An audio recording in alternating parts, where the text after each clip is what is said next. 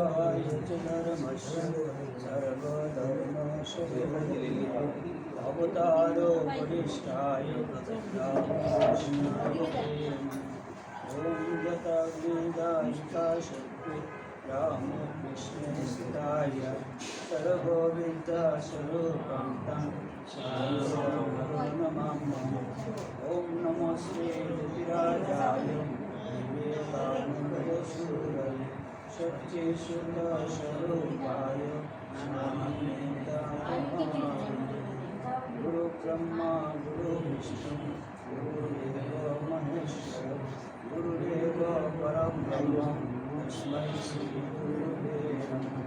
भगवतामृतं तस्तजीवनं कविवीतं कर्मशापं श्रवणमङ्गलं श्रीमदागतं वन्दे गुरुराजना। আপনারা অনেকেই কথা বলছেন কেন? কথা বন্ধ করুন সবাই, একটু নীরব থাকুন। আরেকজন আসুন না, সবাই বিক্ষিপ্ত অবস্থায় আছে কেন? শুনুন না। শ্রীরামকৃষ্ণের এই প্রধানটিতে আমরা আজকে যেখানে করছি পঞ্চম পরিচ্ছেদ। মাস্টার বিনীতভাবে শ্রীরামকৃষ্ণকে জিজ্ঞাসা করছে, ঈশ্বরে কি করে মন হয়? শ্রীরামকৃষ্ণ, ঈশ্বরের নামগুণগান সর্বদা করতে হয় আর সৎসঙ্গ। ঈশ্বরের ভক্ত বা সাধু এদের কাছে মাঝে মাঝে যেতে হয়। সংসারের ভিতর ও বিষয় কাজের ভিতর রাত দিন থাকলে ঈশ্বরের মন হয় না। মাঝে মাঝে নির্জনে গিয়ে তার চিন্তা করা বড় দরকার। প্রথম অবস্থায় মাঝে মাঝে নির্জন না হলে ঈশ্বরে মন রাখা বড়ই কঠিন। এই যে ঈশ্বরে কী করে মন হয়, মাস্টার বিনীতভাবে শ্রীরামকৃষ্ণের কাছে প্রশ্ন জিজ্ঞাসা করেছে। শ্রীরামকৃষ্ণকে বলছেন কি, ঈশ্বরের নামগুণগান সর্বদা করতে হয়। যে আমরা যে বাড়িতে আজকে উপস্থিত হয়েছি, ধীরেন্দ্র যে গুরু, উনি গত হয়েছেন গত 2/9/25। তার ছেলে অসীম দেব এই আজকের এই আলোচনা অনুষ্ঠান, কথামৃতের আলোচনা অনুষ্ঠানের ব্যবস্থা করেছে। আমাদের মাঝে উপস্থিত রয়েছেন দুইজন মহারাজ, বাইরে থেকে এসেছেন। হবিগঞ্জ থেকে মহারাজ এসেছেন স্বামী ধর্মদানন্দ, চাঁদপুর থেকে স্বামী সুবলানন্দ। আমরা ইতিমধ্যেই দুইজন মহারাজকে আমরা পেয়েছি।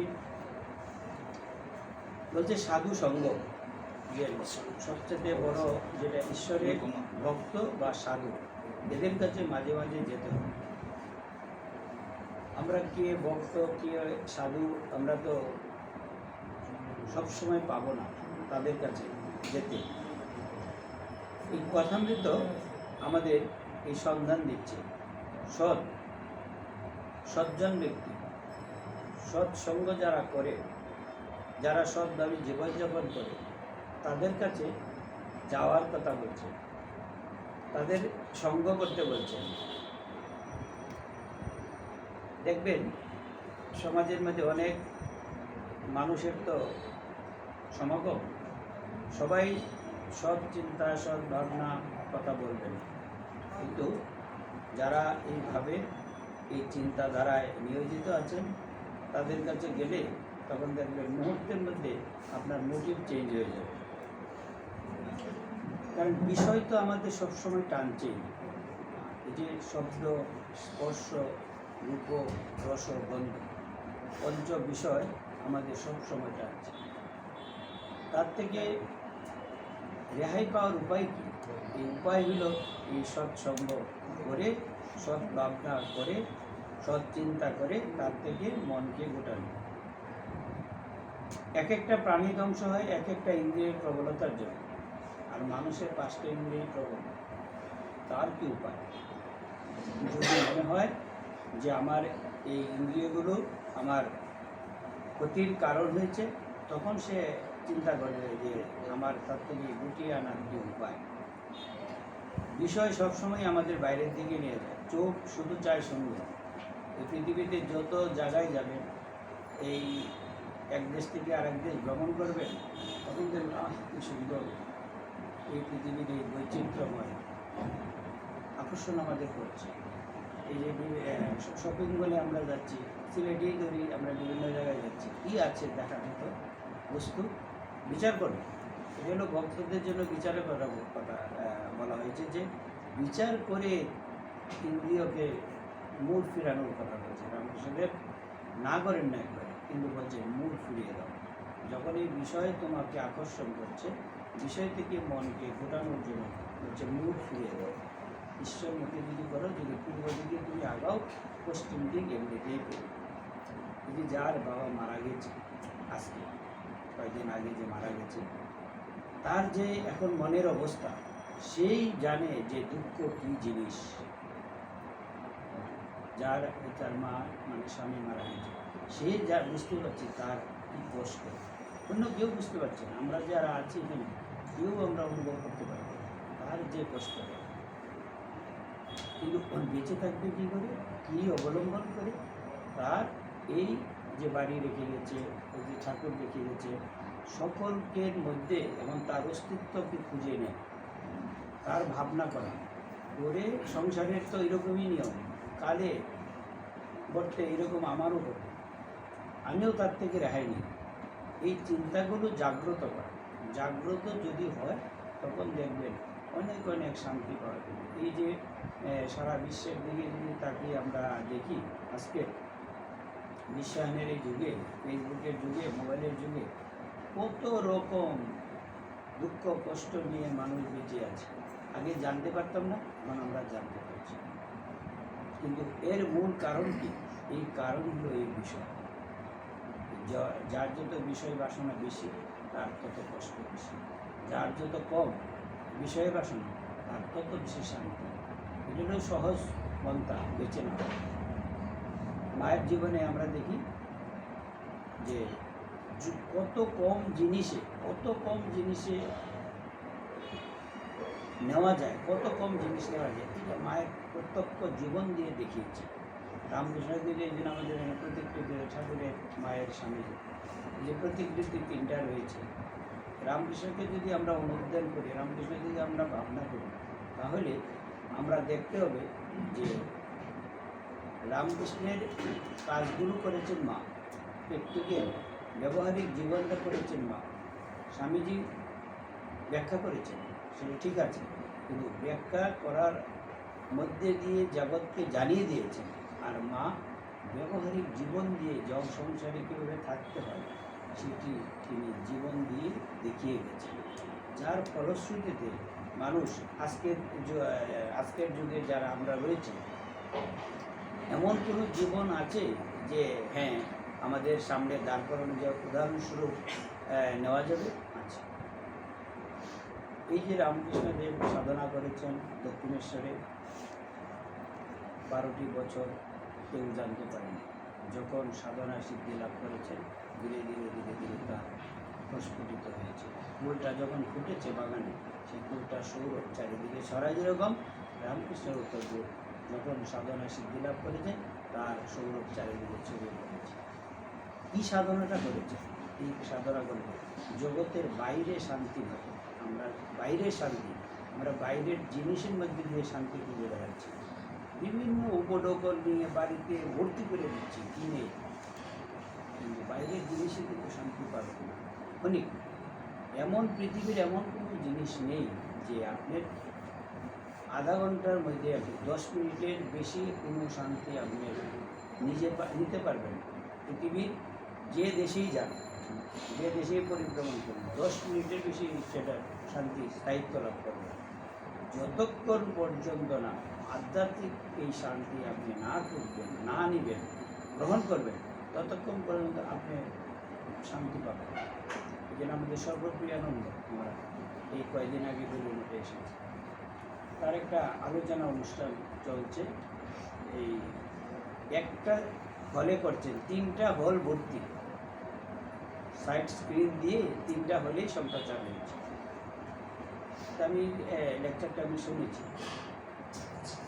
এমন কিছু বলেনি, কিন্তু তার একটা পাওয়ার আছে, তার একটা পাওয়ার সারা বিশ্বের মধ্যে তার একটা পাওয়ার কাজ করছে, ঠাকুরের শক্তি কাজ করছে।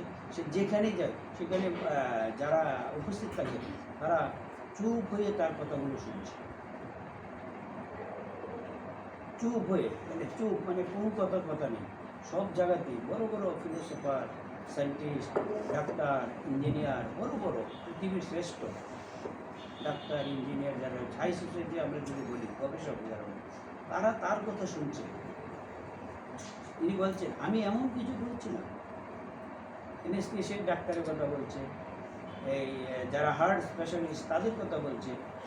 কি এমন একটা জিনিস রয়েছে যে আমরা শান্তি খুঁজে বেড়াই, চৈতন্যকে খুঁজে বেড়াচ্ছি। এই চৈতন্যটা খোঁজার জন্যই রামকৃষ্ণদেব বলছেন না যে কাশীপুর উদ্যানে 1886 পয়লা জানুয়ারি মাসে, তখন তিনি কি সেখানে কি বলছেন, আমি আশীর্বাদ করি তোমাদের চৈতন্য। এই চৈতন্যটা খোঁজার জন্য আমাদের সকলেরই কিন্তু চেষ্টা। আপনি বাড়িতে যত কিছু করুন, সংসারটা যত পরিপুষ্ট করুন, যত উপঢৌকন নিয়ে সাজান, কিন্তু এটা মনে রাখতে হবে যে এই ধীরেন্দ্রবাবু চলে গেছে, আমাদের চলে গেছে, বাড়ি ঘর আমি কোনো কিছু নিয়ে দেব, এটাই সত্য। কিন্তু চারিদিকেই মানুষ মারা যাচ্ছে। আশ্চর্য কি, চারিদিকেই মানুষ মারা যাচ্ছে, কিন্তু কেউ আমরা ভাবছি না আমি মারা যাব। রহস্যটা কোথায়? রহস্যটা এইখানেই যে আমারও যেতে হবে। তাইলে কিন্তু আপনার চিন্তাধারা পরিবর্তন হয়ে যাবে একটা মানুষের। যখন এই চিন্তাটা কেউ করবে যে আমি মারা যাব, তাইলে দেখবেন তার বাইরের যে চাহিদা, বাইরের যে বৈভব, বাইরের যে বিভিন্ন কাজের সাথে জড়িয়ে রয়েছে, সেইগুলো চিন্তা থেকে মানুষ তো অনেক রকম বেঁচে থাকে।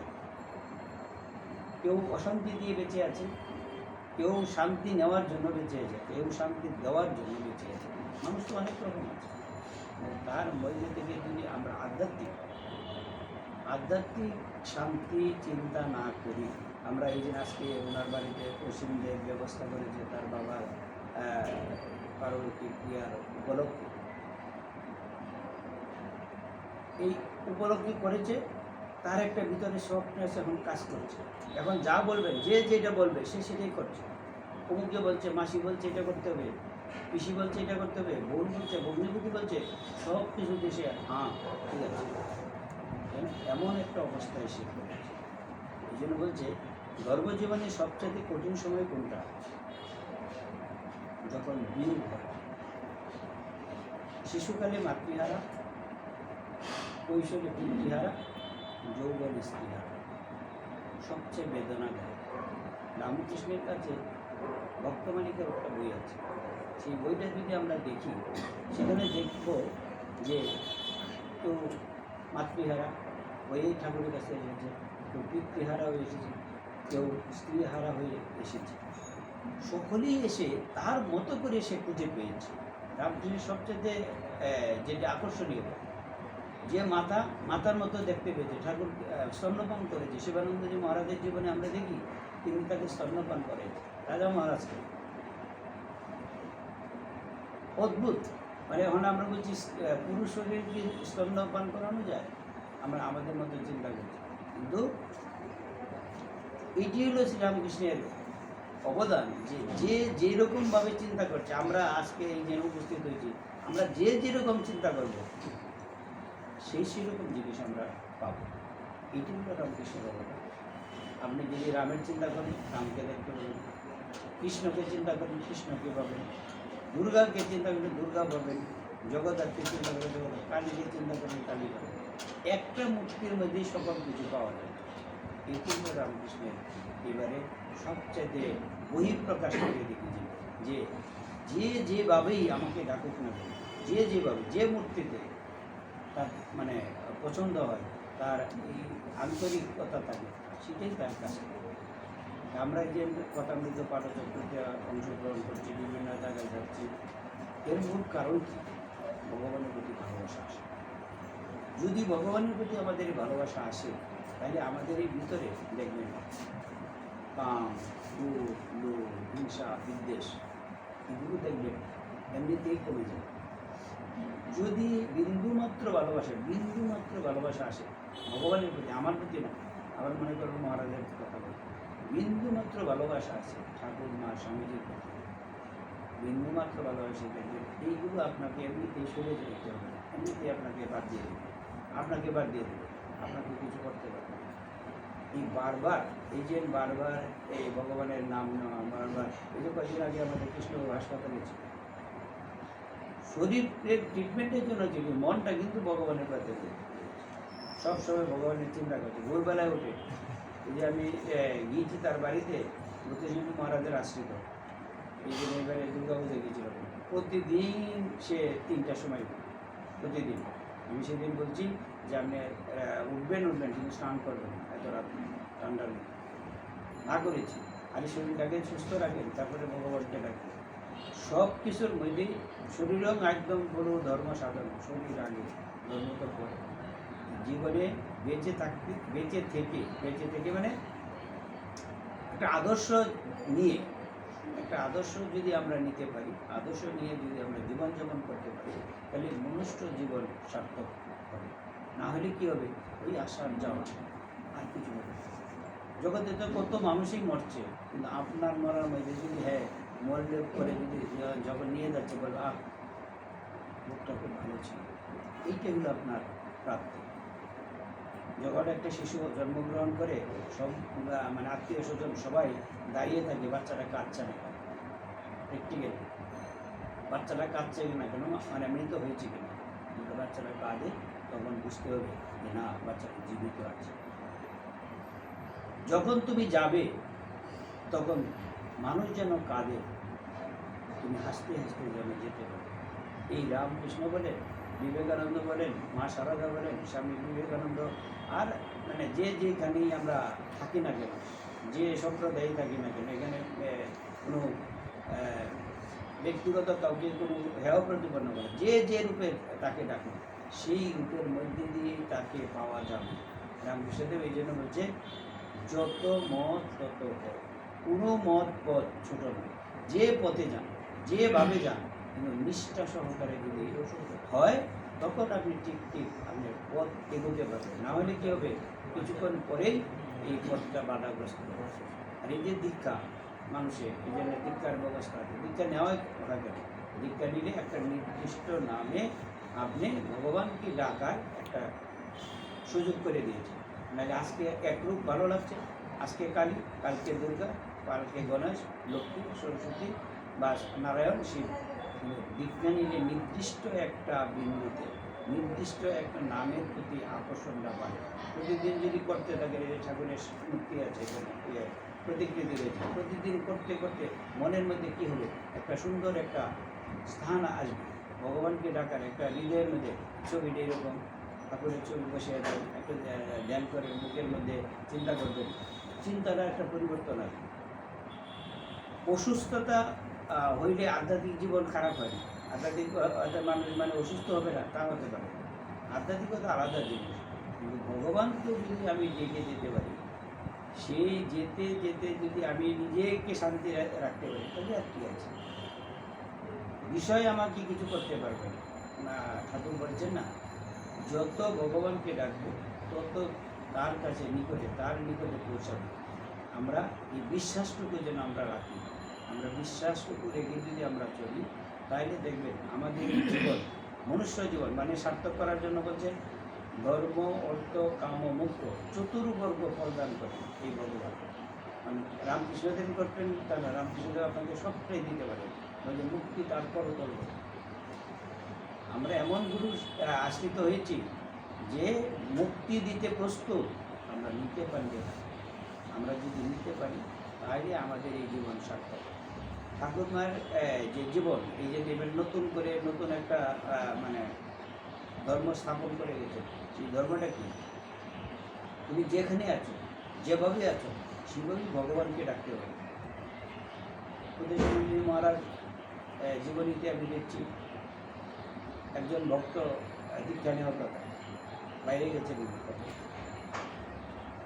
তখন একজন বলছে, মহারাজ উনি তো অসুস্থ হয়ে হাসপাতালে আছেন, দীক্ষা নেওয়ার কথা ছিল, ক্যান্সার হয়েছে।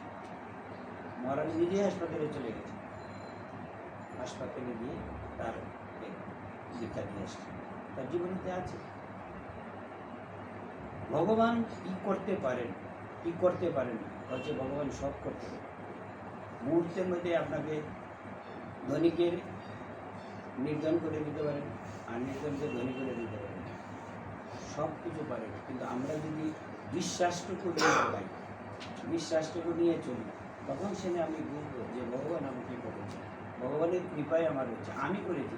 ভালোটা যখন করি আমি করি, খারাপটা যখন করি ভগবানের উপরে চাপিয়ে দিই, ভগবান আমাকে কী করবে। জীবন চলার পথে একটা আদর্শ রেখে যদি চলেন, আদর্শ ধরে যদি থাকেন, তাইলে দেখবেন যে জীবন সার্থক হয়েছে। আমাদের সময় কিন্তু শেষ, কই সময় কিন্তু শেষ। কাজেই আমরা আর বেশি নেব না, এখানেই আজকে এই পর্যন্ত রাখবো। এখন এই জব দেনের যতটুকু টাইম আছে, জব দেন হোক, তারপরে আমরা উঠে যাবো।